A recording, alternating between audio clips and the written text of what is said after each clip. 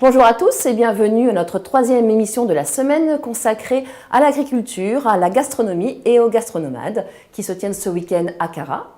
Alors les gastronomades, c'est ce rendez-vous annuel qui a lieu tous les ans au mois de novembre, qui fait venir des chefs et des producteurs de toute la France. Et nous sommes ensemble pendant un petit quart d'heure ici dans les locaux des studios de la Charente Libre pour mettre en valeur avec la Chambre d'agriculture nos agriculteurs charentais et nos restaurateurs qui, toute la semaine, ont cuisiné des plats. Vous avez mis au menu de vos restaurants des produits locaux. Aujourd'hui, c'est le chef Laurent Malescaut du restaurant Le Compostel à Tusson, dans le Nord-Charente. Alors, vous nous avez préparé à quatre mains. Dites-moi le plat. À quatre mains, tout à fait, avec Eric Boux de la Cigogne. Donc, c'est une poitrine de cochon confite à l'échalote. Voilà. Alors, on y reviendra tout à l'heure. Pour nous parler de la filière porcine, nous avons invité deux agriculteurs. Alors Cyril Mandon, vous êtes éleveur de porc à Massignac. Alors je précise, vous avez des lunettes, c'est pas pour faire la star, hein, c'est parce que vous avez eu un petit accident du travail hier et un peu de détergent dans les yeux, ce qui impose que vous portiez des lunettes. Tout à fait. Voilà pourquoi. Et Didier Guillaume, vous êtes éleveur de porc à Cellefroint. Alors Didier Guillaume, je vais commencer par vous. Vous élevez 300 truies. Vous êtes originaire, vous, de Sologne, et vous êtes venu en Charente il y a une petite vingtaine d'années, je crois. 30 ans. 30 ans, alors plus que ça. Vous êtes associé avec deux fermiers qui ne sont plus là aujourd'hui, donc vous êtes tout seul. Ils sont en retraite, oui. Ils sont en retraite, et vous êtes maintenant à la tête de votre exploitation.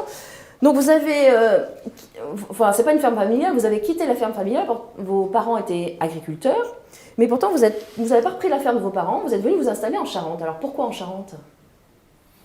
Alors pourquoi la Charente ? Parce que je cherchais du travail au départ, je suis arrivé comme salarié et ensuite les exploitants en place m'ont proposé de m'installer et voilà, j'ai accepté, je me suis installé avec eux.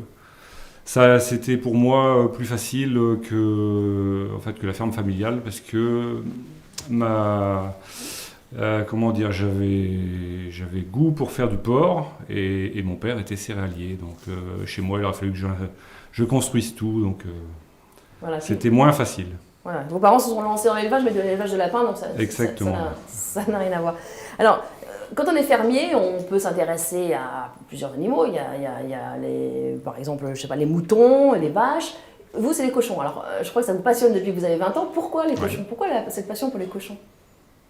Parce que, je sais pas, j'ai fait mon premier stage dans l'élevage de cochons, c'est une production qui m'a plu dans la façon de faire, dans la façon d'élever, dans l'organisation du travail, le fait que ça soit tout très cadré, voilà, c'est quelque chose que...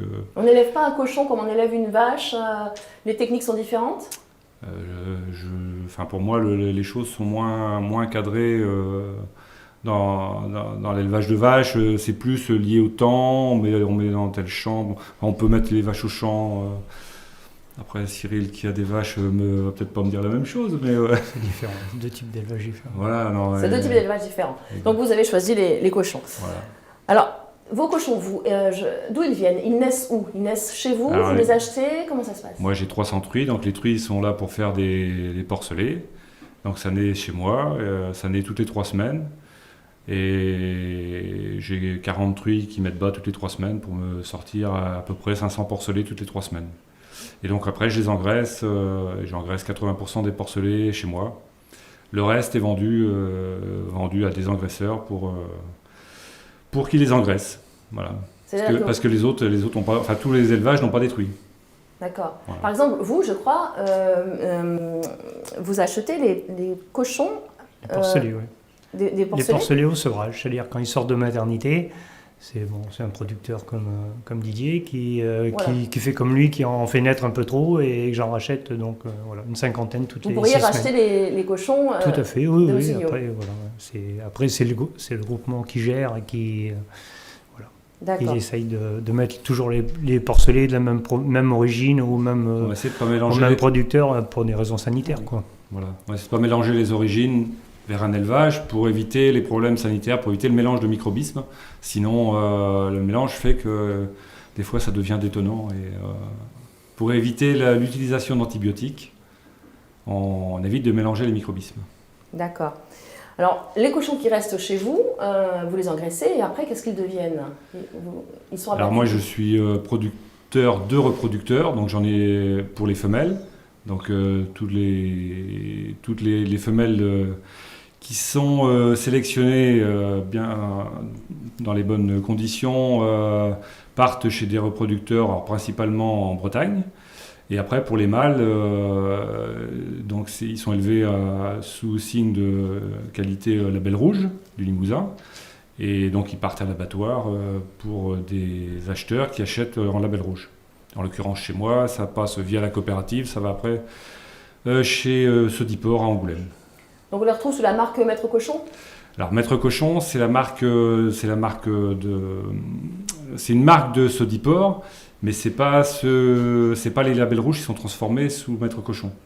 Les labels rouges sont vendus principalement chez les charcutiers et après sous les marques, les rayons tirades chez Leclerc, chez les rayons label rouge chez Leclerc par exemple. Quel est l'intérêt pour vous d'avoir un label rouge? Vous dites ça permet aussi de faire des cochons un peu moins gras. Alors ça permet, enfin déjà quand on fait du label rouge, c'est que c'est un signe de qualité, donc c'est qu'on a envie de faire de la qualité.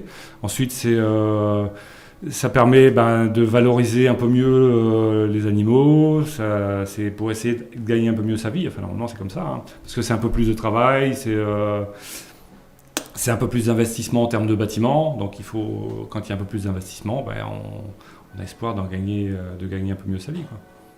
Alors gagner un peu mieux sa vie. Alors, ça tombe bien, je voulais vous poser cette question. Vous avez 6 salariés, vous, je crois. Hein, oui. Pourquoi 6 salariés? C'est pour vous permettre de partir un peu plus en vacances, d'avoir un peu plus de week-end tout le monde, quand je dis j'ai 6 salariés, c'est une grosse entreprise. Je dis non, moi c'est une entreprise. Ces 300 truies, ça permet d'avoir des salariés et les salariés me permettent de prendre un peu de congé et un peu de week-end. Voilà, et quand on a une taille un peu inférieure ou qu'on n'a pas de salariés, il faut y être tous les jours. Et les animaux, ça mange tous les jours, il faut s'en occuper tous les jours. Voilà, comme nous. Et alors, comment vous faites pour atteindre un seuil de rentabilité? C'est compliqué quand on a des salariés à faire vivre également sur la même exploitation? Oui, il n'y a pas que pour les salariés que c'est compliqué. C'est compliqué en ce moment de payer l'aliment, c'est compliqué de payer toutes les charges qui ont beaucoup monté. Donc il faut tout compter, il faut produire, il ne faut pas avoir de soucis sanitaires, techniques. Voilà, tous les jours, il faut s'en occuper. Donc vous atteignez le seuil de rentabilité. Si vous faites comme ça, j'imagine que vous avez trouvé le modèle économique. Oui, en ce moment, oui, à peu près. Parce que vous produisez, vous, la nourriture. Vous ne l'achetez pas, vous fabriquez? Alors, je produis une partie de mes céréales. Je produis une partie des céréales que j'ai besoin, pas tout. J'en achète à mes voisins. Mais j'achète en direct à mes voisins pour éviter les intermédiaires, et ce qui fait que je paye un peu plus cher mes voisins. Mais ça me coûte moins cher au final que d'acheter à un courtier ou à des coopératives. Alors, vous, M. Mandon, vous ne faites pas du tout la même chose. Vous, au contraire, vous achetez votre alimentation. Tout à fait. Pourquoi vous avez fait ce choix? Moi, j'ai fait ce choix. D'abord, sur Massignac, c'est vraiment une exploitation herbagère. Donc voilà, je ne cultive pas du tout de céréales, donc j'ai toujours acheté l'aliment à une coopérative et puis à une maison d'aliments. Et voilà, j'ai toujours continué comme ça. Après, c'est des choix. Bon, on n'est pas sur des exploitations où les terres sont vraiment propices à la culture de céréales non plus. Et bon, après le porc, ça consomme quand même, on consomme quand même beaucoup d'aliments. En plus, moi, j'ai démarré en sélectionneur Vera quand je me suis installé, donc j'étais vraiment hors sol, sans terre du tout quand je me suis installé. Ouais, parce qu'on dit que 70% du prix du porc, c'est bien l'alimentation. Aujourd'hui, je suis pas ça trop près, parce que aujourd'hui je fais que de la vente directe, je suis vraiment sorti du circuit classique, mais je pense qu'aujourd'hui on doit bien atteindre 70%. Oui. Je pense que l'aliment a pris 70%. L'alimentation représente 70% du prix du cochon. Largement, aujourd'hui je pense largement, je ne sais pas Didier, est-ce que... Oui, c'est moi qui ai dit 70%, donc je confirme que c'est au moins 70%. Ouais. Je pense. Alors, Monsieur Guillaume, vous êtes en filière longue et vous, Monsieur Mandon, vous avez choisi la filière courte parce que vous avez dit sinon j'arrêtais, sinon c'était plus possible de continuer. Est-ce que du coup ça va mieux maintenant ? Bah oui, quand même. Sinon j'aurais arrêté carrément. Non, mais bon, c'est vrai que c'était un choix. Vous savez, on part, on sait jamais trop où on va non plus. Hein. C'est un deuxième métier aussi, puisque la vente directe c'est quand même la transformation de tout. Donc trouver des gammes de produits qui plaisent. On a affaire aux clients tous les jours, hein, donc il faut quand même des produits qui plaisent, parce que bon, quand on met un cochon à l'abattoir, contrairement à certaines autres professions, il faut tout transformer, il faut tout valoriser, et il faut que tout plaise à tout le monde, de façon à pas avoir de déchets. Hein. Le but c'est d'avoir aucune perte. Hein. Donc voilà. Quand on a mis tout ça en place, aujourd'hui, je peux dire que ça marche correctement. Ouais. Parce que donc vous achetez vos porcs, puis vous les élevez, vos porcelets, voilà. Et puis vous les élevez dans votre ferme, donc avec la nourriture que vous achetez. Puis donc vous les faites abattre, mais c'est vous qui les transformez, c'est vous qui ensuite au laboratoire. On peut les retrouver où vos cochons, vous vendez où? Tous les produits, donc c'est le seul, j'ai 3 magasins. Il y a Coccinelle et Coquelicot qui est un magasin de producteurs à la Chambre d'agriculture. Après, il y a un petit magasin qui est à Quai 55 à Touvres, et un autre petit magasin, c'est le marché de Céline à Dirac. Et puis après, c'est sur les marchés, donc je fais 3 marchés par semaine. Mais vous avez une boucherie à Roumazières. Comment ? Et après, j'ai ma boucherie à Roumazières, qui fait aussi laboratoire, et où tout est transformé. Donc il y a un petit magasin à Roumazières, bien sûr, et voilà, qui est ouvert du mardi au samedi, et les matins. Vous passez plus de temps avec vos cochons ou à la vente directe dans la boutique? À la vente directe, sans problème. Ouais, vous passez plus de temps avec vos clients qu'avec vos cochons. C'est clair, oui. Vous préférez lesquels d'ailleurs? Écoutez, j'aime bien les cochons, puisque ça fait bientôt 40 ans que j'en fais, donc voilà, mais c'est vrai que l'approche client est quand même très, très sympathique. D'accord, donc vous ne regrettez pas ce choix. Vous dites ma viande, on ne la trouve pas ailleurs, elle est peut-être meilleure que les autres, en tous les cas vous avez tout intérêt à le dire, mais quel est votre secret? Pourquoi votre viande serait meilleure, votre viande de porc, que celle des autres? Après, c'est pas que celle des autres, il ne faut quand même pas exagérer, hein. On n'est pas à ce point-là, mais c'est vrai que moi aujourd'hui ce que je fais, c'est, les porcs que j'élève, c'est que pas faire de la vente directe. Donc, à part l'aliment qui est un aliment label rouge, un petit peu dans le genre que celui que fait Didier, puisque j'ai gardé ça, puisque pour moi... Vous avez le label rouge aussi, vous? Alors, j'achète de l'aliment label rouge, je ne suis pas label rouge. Parce que pour être label rouge, il faut être inscrit, il faut avoir des contrôles, des machins. Il n'y a que mon aliment qui est un aliment à label rouge. Après, ça me donne pas le droit de dire que c'est du label rouge. Mais après, moi, j'ai essayé de bâtiments que sur paille. Où au lieu de mettre 20 porcs, j'en mets 15 ou 16, de façon à ce qu'ils aient plus de place. Au lieu d'abattre à 180, moi j'abats plutôt à 200 ou 220 ou 230 jours, hein, puisque les carcasses, je fais des carcasses entre 110 et 150 kilos, quoi. Donc on a une qualité de viande qui est gustativement supérieure pour moi, quoi. Mais supérieure parce qu'ils sont plus gros ou parce qu'ils sont plus vieux, ou les deux? Parce qu'ils sont plus vieux, voilà. Le fait qu'ils soient plus vieux, vous avez une viande qui mûrit aussi et qui prend un goût différent, hein, voilà. C'est clair. D'accord. Le fait qu'ils aient plus d'espace, ils profitent aussi un petit peu moins vite, et voilà. Ça joue sur la qualité de la viande. Alors, je suis allée dans votre ferme, je ne sais pas si on peut revoir les images, et j'ai été étonnée de voir que les cochons font leurs besoins toujours au même endroit, comme une sorte de toilette. Expliquez-moi cette coutume porcine. Alors moi c'est vrai que je suis sur paille, donc, mais c'est vrai que le cochon cherche plutôt à faire ses besoins dans un endroit où il y a un petit peu de courant d'air. Donc moi j'ai des bâtiments qui sont ouverts sur une face, et donc ils ont toujours tendance à aller où c'est ouvert, de façon à ce qu'il y ait un petit peu d'air qui passe, et voilà. Il leur faut un petit peu d'air, quoi, pour les lieux de courant d'air sont toujours des lieux de déjection chez le porc, ça c'est clair.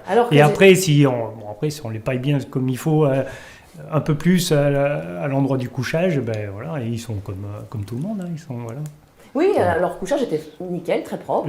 Le couchage est toujours nickel, il n'y a aucun problème. C'est pas l'image qu'on se fait des... Exactement, non, tout à fait. Les porcs sont des animaux propres. Tout à fait. Voilà.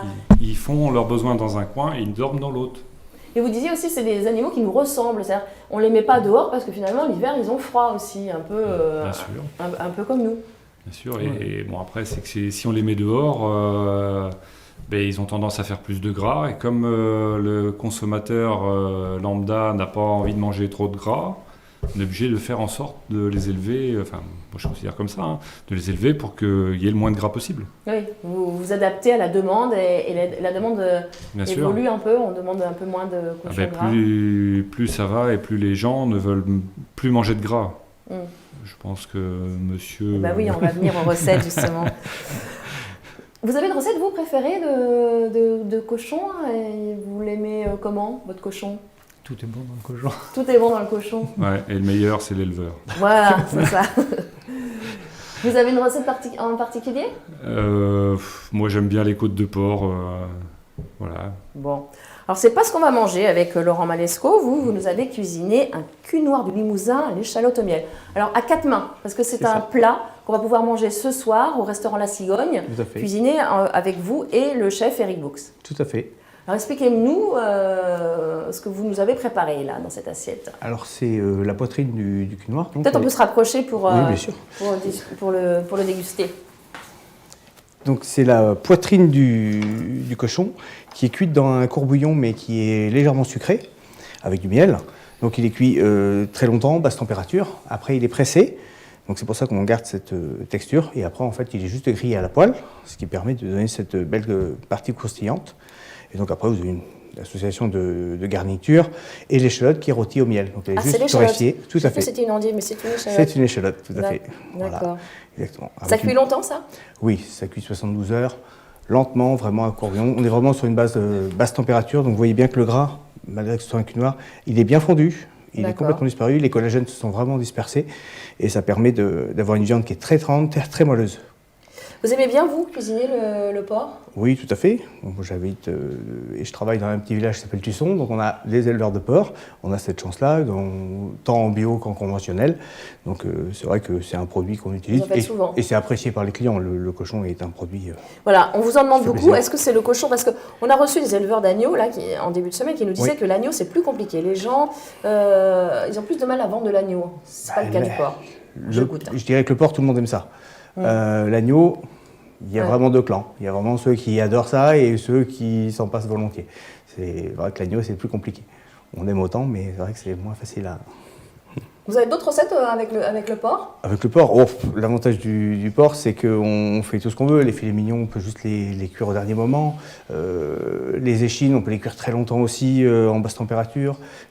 Vraiment, c'est une viande qui est très facile à travailler. Sans compter qu'on peut faire tout ce qui est pâté en croûte. Je dirais, pour la cuisine, c'est vraiment un produit de base. Vous faites ça, vous, dans votre laboratoire, des pâtés, des rillettes? Bien sûr, tout ce qui est charcuterie, salaison, je fais absolument tout. Et c'est votre propre recette? Comment vous êtes... Oui, vous savez, on apprend un petit peu, mais après j'ai des bouchers qui sont à la retraite maintenant, qui étaient l'ancienne école, qui avaient plein de recettes et des recettes traditionnelles, et voilà, c'est ce que je voulais faire. Donc, c'est bien comme ça, quoi. Bon, mais c'est vrai qu'on a vraiment des... Bon, après, le goût... Ce qui est vraiment intéressant, c'est de garder le goût de la matière de départ, quoi. Et de façon... C'est ça qui fait, pour moi, la qualité. Voilà, là, c'est très intéressant, parce qu'il y a un petit goût sucré, salé-sucré. Tout à fait. Alors, on en mangera un petit peu plus tout à l'heure. Je vous remercie. Je rappelle que votre restaurant, c'est le Compostel, là, tu sens, alors en ce moment, on ne peut pas y manger, c'est pour ça qu'on va à la Cigogne ce soir. Exactement. Parce que vous êtes en travaux. On est en travaux, oui, on déménage. Et vous agrandissez, vous pas? Alors en fait, on a changé de lieu. On a déménagé de l'autre côté de la rue, on n'est pas bien loin, on est à peine à 20 mètres de l'ancien restaurant. Et on rénove la grange qui est située dans le jardin de la maison. Et donc on crée complètement une salle parce qu'on n'avait pas de salle, il y avait juste la terrasse pendant les étés. Et donc on doit tout rénover, tout construire. Bon, et on pourra donc y retourner à partir du mois de janvier. En début d'année, oui, on pense que ça devrait être bon. La recette voilà, porc à exactement. l'échalote. Comment vous choisissez vos fournisseurs? Est-ce que vous passez par la plateforme penserlocal16.fr? Ça m'arrive de regarder. Après, j'aime bien aller voir directement les producteurs. On a la chance d'en avoir beaucoup, et quel que ce soit légumes, viande, canard, évidemment, on n'a pas trop de soucis. Donc j'aime bien connaître les producteurs, aller les voir, discuter avec eux, voir la façon dont ils travaillent. J'utilise énormément de produits de proximité, le plus près possible. Évidemment, la qualité compte, c'est normal, mais quand on fait un petit tour en voiture et qu'on peut faire son marché, c'est pas mal. Comment on sait que ça, c'est une bonne viande de porc? Comment vous la choisissez, vous? C'est par la réputation, je dirais. Après, la réputation, on achète, on goûte, on essaye. Après, certains morceaux sont plus faciles à cuisiner que d'autres, hein. Mais c'est l'intérêt aussi des cuissons longues et des nouveaux matériels, nouvelles technologies qu'on a, nous permet même une viande qui peut paraître un peu dure sur certains morceaux, on arrive à la rendre très très moelleuse, très fondante. Donc on a cette chance aujourd'hui. Bon, voilà, ça c'est le talent des cuisiniers. Alors merci, je vous rappelle que tous les agriculteurs et les restaurateurs sont ce week-end au Gastronomade. Vous pouvez aller les voir, les rencontrer, discuter, ils vous expliqueront leur métier avec grand plaisir. Donc n'oubliez pas également la plateforme penserlocal16.fr, je crois que vous êtes dessus, Monsieur Mandon. Tout à fait. Et demain, on se retrouve ici avec des producteurs de céréales cette fois, et nous mangerons du pain fabriqué par Céline Péloquin. Et bien voilà, merci à vous d'être venus, au revoir et à demain. Merci. À demain. Merci, au revoir. Au revoir.